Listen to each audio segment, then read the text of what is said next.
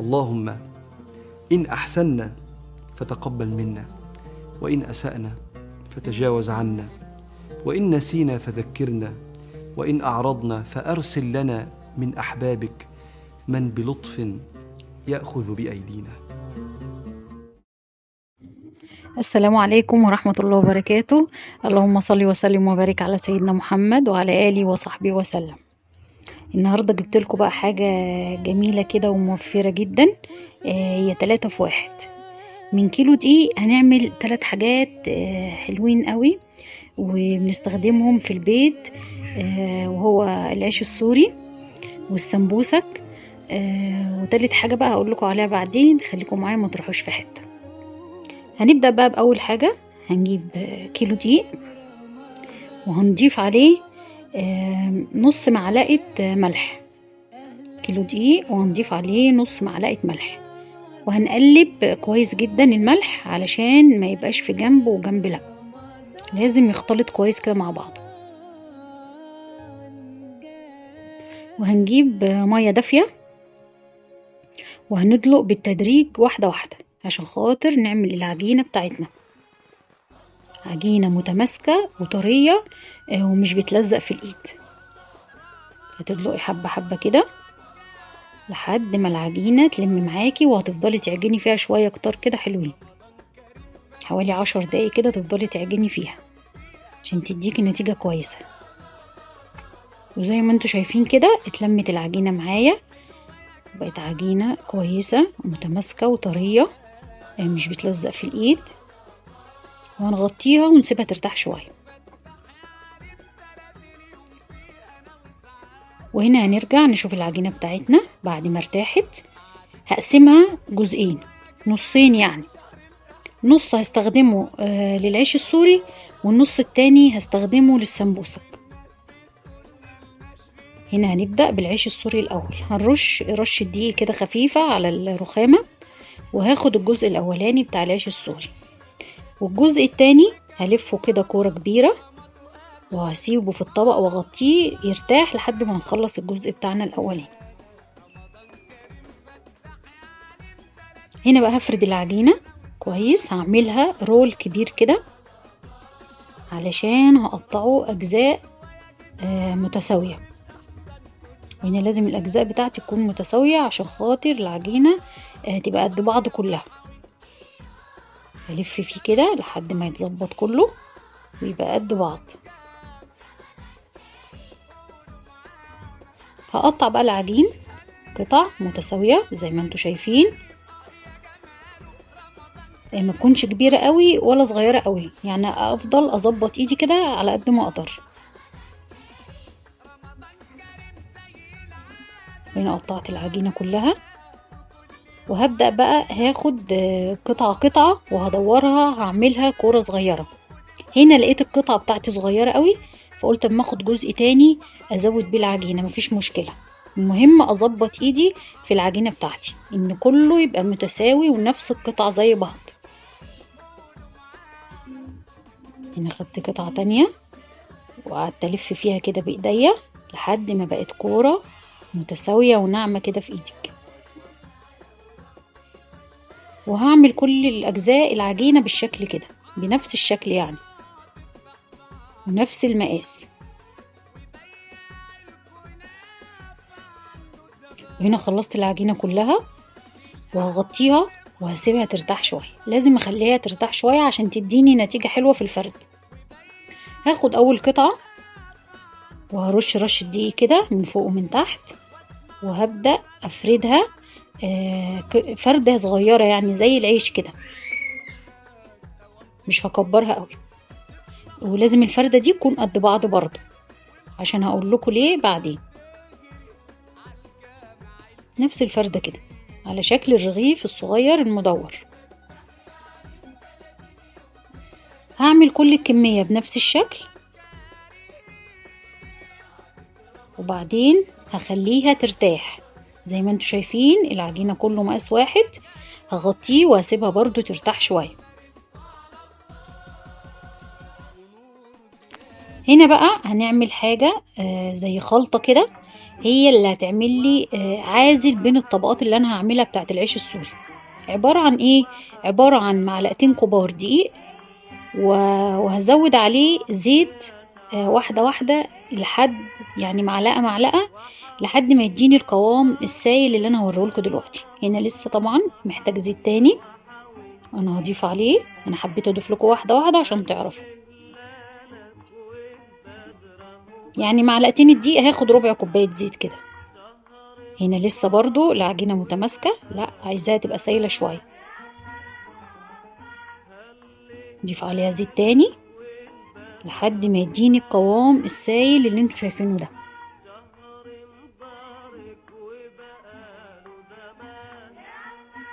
هنا بقى مظبوط كويس. هبدأ اجيب اول قطعة عجينة عملتها وهدهنها بالخليط اللي انا عملته، اللي هو عبارة عن زيت ودقيق، وهضيف القطعة التانية من العجين فوقيها، ولازم تبقى نفس المقاس بالظبط.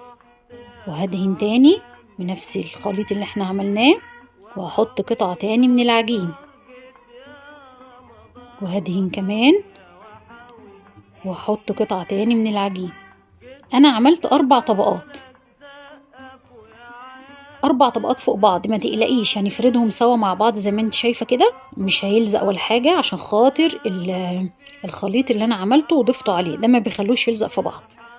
بس بيديني نتيجة جميلة، انها بتتفرد معايا بسرعة وما بيلزقش في بعض، وفي التسوية بيخلي العيش طري ما بينشفش، وبيبقى شفاف وجميل. هفضل هفرد في العجينة كده وارقق فيها على قد ما اقدر،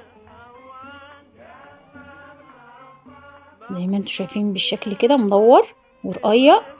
والعجينة كانت طرية وجميلة جدا وسهلة، بصراحة ما تعبتنيش في الفرد خالص. هنا خلاص اتفردت، هشيلها وهعمل واحدة تانية. رشة دقيق وضفت العجينة الأولانية ودهنتها بالخليط اللي احنا عملناه، واحط قطعة تاني فوقيها. اعملها طبقات واحط القطعة التالتة. هنا عملت لكم 3 قطع، لو حابة تعملي 3 براحتك، حابة تعملي ال4 قطع برضو براحتك، اللي يريحك. وهبدأ بقى افرد في العجينة كده واحدة واحدة، وهلفها من كل الجناب.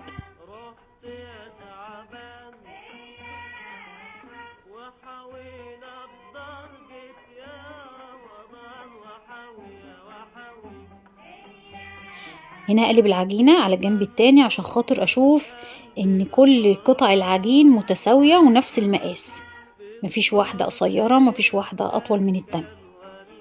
وهفرد فيهم كده لحد ما يترقق معايا خالص. وهنا خلصت العجين كله وفردته بنفس الطريقة. هنبدأ بقى في التسوية. هولع طبعا البوتاجاز وهجيب صينية هقلبها على البوتاجاز كده زي ما انتوا شايفين بالظبط، لان انا هسوي على ظهر الصينية. وهبدأ احط قطعة العجين اللي انا فردته، اللي هو عبارة عن 4 طبقات او 3 طبقات من العجين فوق بعض.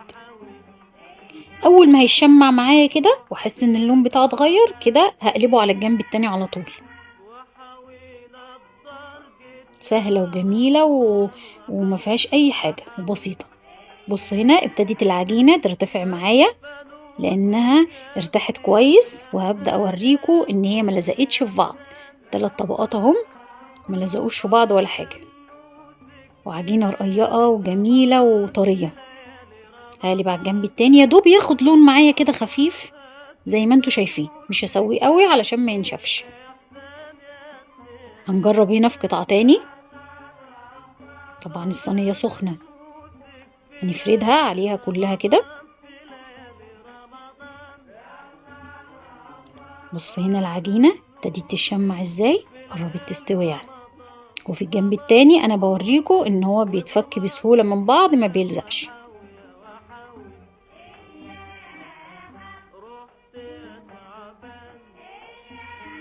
هقلب على الجنب التاني عشان خاطر يستوي برضو وياخد لون جميل معايا كده. الاطراف دي بقى مش طايله الصينيه معاكي، هبدأي تدوسي عليها بايدك كده علشان خاطر انها تستوي معاكي.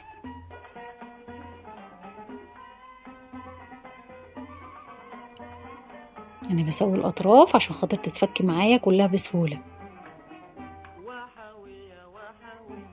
العجينة جميلة جدا ما شاء الله. بصوا بترتفع معايا ازاي، وبألف هنا وشفا.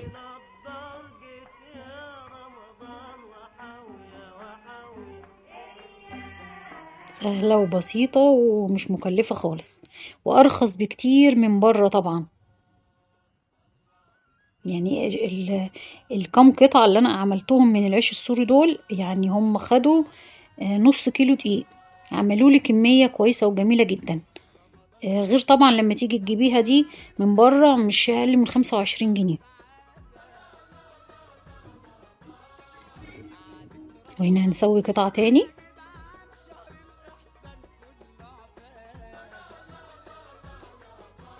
وأول ما هتشمع معايا بنفس الشكل كده هقلبها على الجنب التاني على طول عشان يستوي برضه. قلبت على الجنب التاني برضه هتترفع معايا ازاي، بألف هنا وشفا. هنا بسوي الأطراف عشان تفك معايا بسهولة.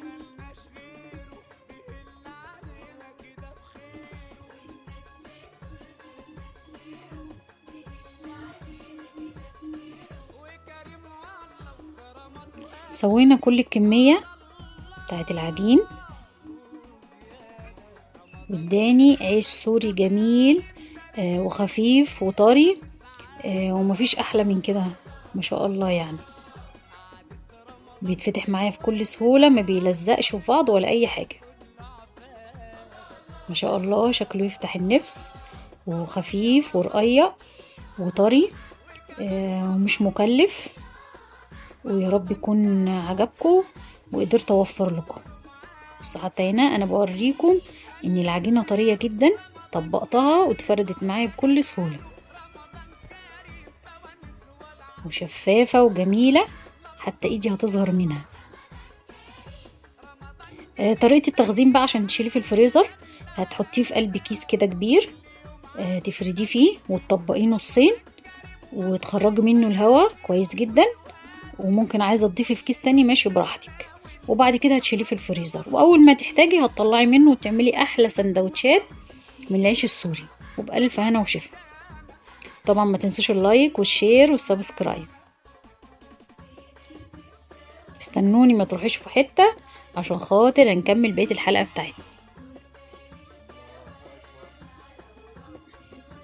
هنا جينا للجزء التاني، وهنعمل احلى عجينة سمبوسك بأسهل طريقة في البيت. خدنا النص التاني من العجين، نرش رشة دقيق كده على الرخامة عشان خاطر ما يلزقش مني. وهنبدأ نلفها برضو رول كبير بنفس الحجم، علشان عايزين برضو قطع متساوية. عجينة السمبوسك دي سهلة وبسيطة برضو وجميلة جدا، وبتديني قطع كتيرة بصراحة. يعني هنا اقطع العجينة بتاعتي قطع متساوية.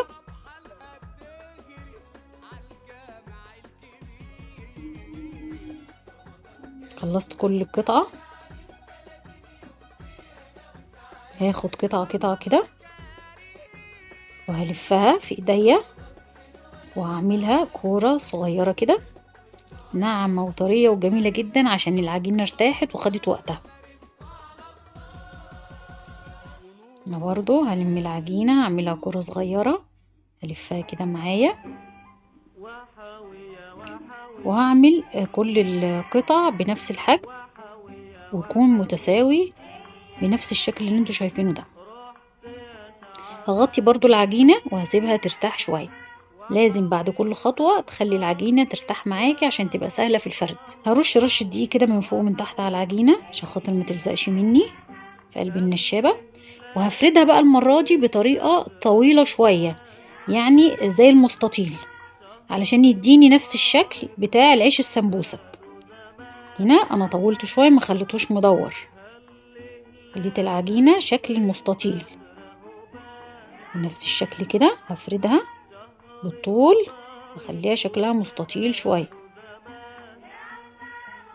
هعمل كل القطع زي ما انتوا شايفين كده بأحجام متساوية، وهغطيها برضو وهسيبها ترتاح حبة معايا بنفس الخليط اللي احنا عملناه في الاول، اللي هو عبارة عن دقيق وزيت عملنا بيهم خليط سايل، هجيب اول قطعة من العجين وهدهنه بنفس المادة اللي احنا عملناها دي علشان خاطر يبقى عازل بين الطبقات، وهحط قطعة تاني من العجينة وهدهنها بالفرشة بالخليط اللي احنا عملناه، وهضيف قطعة تاني من العجين. هنا حطيت 3 طبقات. هبدأ افرد بقى بطريقة مستطيلة كده شوية طويلة عشان خاطر تسهل عليا في التقطيع. وهنا قلبت على الجنب التاني عشان خاطر اتأكد ان كل العجين مقاس واحد، مفيش واحدة صغيرة مفيش واحدة اكبر من التانية، وهبدأ اسويها بايديا. العجينة طرية وجميلة وبتتفرد معايا بكل سهولة. انا حبيت اعملها كده مستطيلة زي ما انتوا شايفين على قد ما اقدر. كده كده ما تقلقيش، احنا بنسويها برضو في التقطيع، يعني لو حتة اطول شوية حتة اقصر كده ما تقلقيش، كل ده هيتسوى في التقطيع. هرش رشة دقيق وهاخد قطعة تاني وهدهنها بالخليط اللي احنا عملناه، وهضيف عليها قطعة كمان من العجين وهسويها كده اظبطها من كل الجوانب، وهعمل رشة برضو كده من خليط، وهحط القطعة الأخيرة من العجين، هفردها كده كله يبقى متساوي، وهقلب على الجنب التاني اتأكد ان كله زي بعض. حتى لما بفردها بايدي بتتفرد معايا بكل سهولة. ازاي هعملها بنفس الشكل المستطيل كده، وهفرد من الأجناب، يعني على قد ما تقدري تطوليها كده شوية،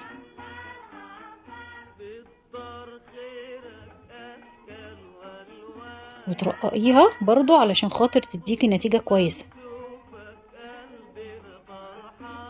هنا خلصنا كل كمية العجين بتاعتنا، فردناه بنفس الشكل، وهنجيب برضو نفس الصينية هنسخنها كويس وهنضيف عليها العجين. لو عندك صينية مستطيلة برضو حابة تسوي عليها براحتك، بس انا عشان خاطر ان نفس الصينية اللي انا سويت عليها العيش السوري قلت هي برضو هسوي عليها السمبوسك، مفيش مشكلة.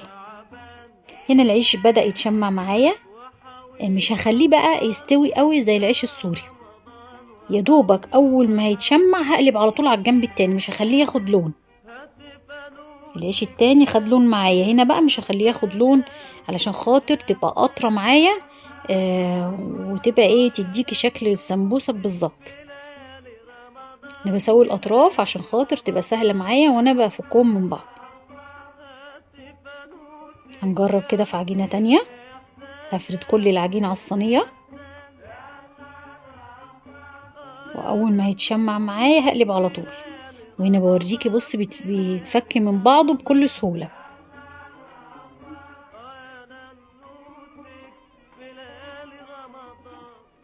هقلب على الجنب التاني قبل ما ياخد لون معايا، وهسوي كل الأجزاء اللي هي لسه فاتحة معايا دي.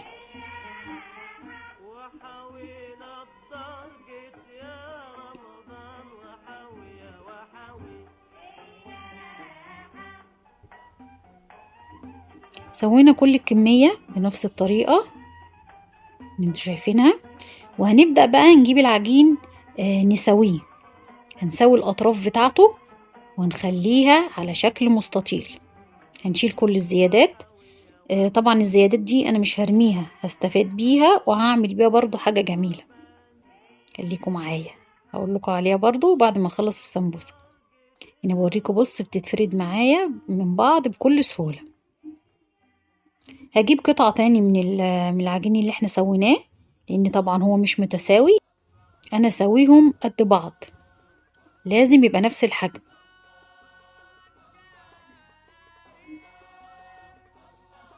لو عايزة مثلا تجيبي مسطرة او تجيبي مثلا خشبة طويلة تسوي بيها العجين ماشي براحتك. لو حابة ان هي مثلا او شايفة ان دي صعبة عليكي ممكن تعمليها عادي بنفس الطريقة.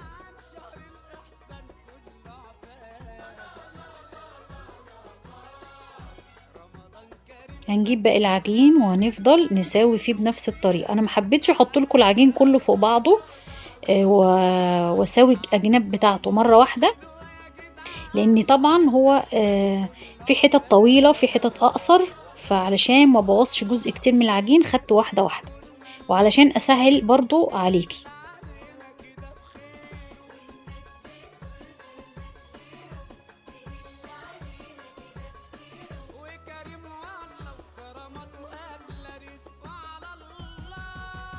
النص كيلو ده عمل معايا كمية كبيرة جدا من السمبوسك، حوالي قد كيسين سمبوسك بتجيبيه من بره. طبعا دلوقتي ب20 جنيه كيس، انا عملت من نص كيلو كيسين، يعني نص كيلو دقيق وفرت منه مبلغ كبير قوي، 40 جنيه كيسين عجين. شوفي بقى النص كيلو دقيق بكام. طريقة سهلة وبسيطة، مفيش اي اضافات خالص على الدقيق غير الملح. هنا سوينا كل الكمية بتاعتنا بنفس الشكل المستطيل كده، وهبدأ بقى طبعا هي عريضة معايا هقسمها نصين بالطول، وهظبط ايدي بالظبط فيها. يعني خدت 4 صوابع من هنا و4 صوابع من هنا، يعني تقدري تقسميهم على حسب عرض العجينة بتاعتك. هطلع بالسكينة كده لفوق، وبرضه اشوف نفس الحجم هو ولا لا بصوابعي كده تقديريا يعني. هقطعها بقى من النص بالطول كده، وهتديني اجمل واحلى سمبوسك، جميلة وطرية وخفيفة جدا، وهتعجبكم كلكم. بص الكمية ما شاء الله كبيرة ازاي وكتيرة بصراحة، لان كان كل دي طبقات عجين فوق بعض. بس شفافة ازاي وسهلة وبسيطة وموفرة جدا. هنا برضو حبيت اوريكم في الجزء التاني، شفافة وجميلة جدا، وبألف هنا وشفا. ويا رب اكون قدرت اوفر لكم. وهنا بقى هوريكم طبعا واحنا بنطبقها مثلث كده، مثلثات جميلة طرية جدا. نفس برضو طريقة التخزين، هتحطيها في كيس طويل، هتخرجي منه الهواء كويس جدا، وتقفليه كويس، وبعد كده تشيلها في الفريزر، ووقت ما تحبي تخرجيها بألف هنا وشفا تعمليها. طبعا ما تنسوش تقولوا لي رأيكم بعد ما تعملوها، وبألف هنا وشفا. الحاجة التالتة طبعا بقى هنا معانا كل القصاقيص اللي انا قصيتها من العجين السمبوسك ده انا مرميتهوش، فضلت اقول هستخدمه في ايه، لحد ما لقيت ان نفس العجينة هي نفس عجينة المخروطة بالظبط، بس هي كانت قطع عندي مش متساوية. خدت كل الحتت كده بالطول فوق بعض، ولفتها رول، وقعدت اقطع فيها بالسكينة او بالمقص قطع رقيقة جدا عشان تديني نفس شكل المخروطة. ودي كانت النتيجة معايا بصراحة، ادتني طبق كبير من المخروطة حوالي نص كيلو، كان جميل جدا وطري وسهل وبسيط. وهنا من كيلو الدقيق اللي قلتلكم عليه عملنا 3 حاجات. العيش السوري كمية كويسة جدا، والسمبوسك برضو كمية كبيرة منها، واستفدت من القصاقيص بتاعة السمبوسك، عملت منه احلى طبق مخروطة بصراحة بقى، تعمليه بالسمنة والسكر كده وبألف هنا وشفا. يا رب الحلقة تكون عجبتكم واستفدتوا منها، واكون قدرت اوفر لكم. وطبعا ما تنسوش بقى اللايك والشير والسبسكرايب. السلام عليكم ورحمة الله وبركاته.